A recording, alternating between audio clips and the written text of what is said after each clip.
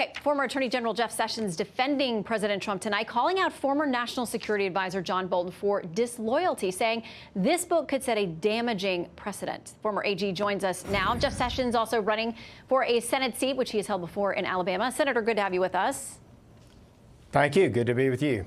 Okay, so I want to read something you said back on 2017 when you were the Attorney General. You said, I strongly agree with the president and condemn in the strongest terms the staggering number of leaks undermining the ability of our government to protect this country. At that time, you said you had 3 times as many leak investigations going as the previous administration, the Obama administration. But I'm just wondering how the president goes on and conducts things like foreign policy, national security, when from the beginning, the very beginning of his administration, there have been continued leaks. Well, there have been continued leaks. Some of that was just sort of political leaks, but even those are wrong, even though they may not be criminal. So I think this is a very serious matter. I felt strongly that we ought to have a discipline within the Department of Justice and every other agency in the department in the government. Most of the leaks, or many of them, were the previous administration that had leaked secret information. So look, when I left the Department of Justice, people descended on me to write books, to be long interviews. You can tell your side of the story. You can push back. But I believe that when you serve an administration, a president, you want him to succeed. You want to help him be successful. And if he feels at any point that someone else can do the job better, that's perfectly right for him to change those positions. And you shouldn't be in a fight with them. It's unprofessional. It undermines the ability of the government to function effectively.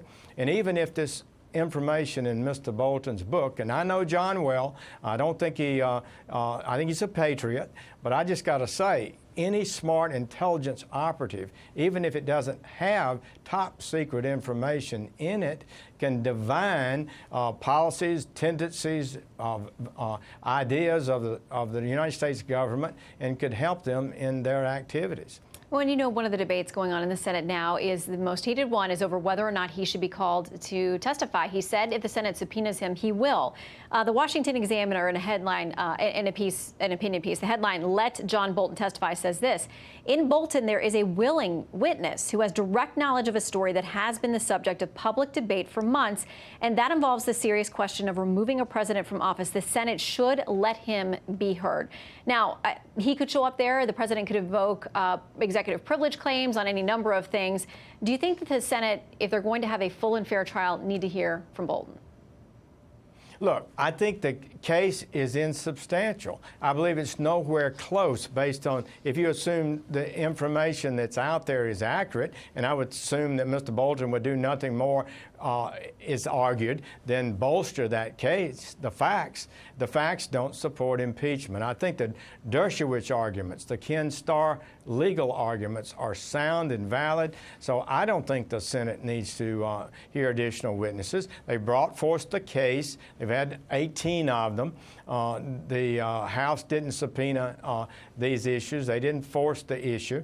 And so I think that the Senate may well conclude witnesses aren't needed. Okay, I want to play something from the top House manager, Adam Schiff, today. But under no circumstances do you go outside of your own legitimate law enforcement process to ask a foreign power to investigate your rival, whether you think there's cause or you don't think there's cause. And you certainly don't invite that foreign power to try to influence an election to your benefit.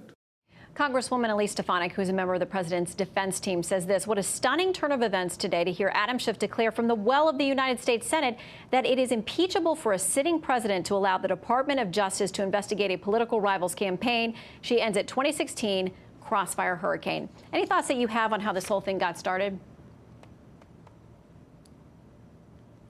Senator? I missed you on that. Do you have any thoughts on how this whole thing started? Because you heard what Schiff said there about not using these investigations against potential political rivals. Yes. And then the GOP says, hey, crossfire hurricane. Have you heard of it? Look, the way I see it is the president was concerned about it. Everything he's ever done has been looked at with a fine-tooth comb. And so he's wondering why this son gets hired at this fabulous price while Vice President Biden is running the Ukrainian issue. The vice president demands that the prosecutor who was investigating the son be fired. He was fired. And then the new prosecutor dropped the case, the investigation. So I don't think it's impeachable for him to say, goodness, this is horrible. Okay. I think that was the word he used on the phone call. Okay. This can't be impeachable, really. It's an interest of the United States has in our own integrity and also the money we give into the Ukraine. We want to be sure it's wisely spent and not thrown away on relatives of the vice president. Well, the arguments continue on the Senate floor. Another day of questions geared up for tomorrow. Senator, good to see you. Thanks so much. Thank you.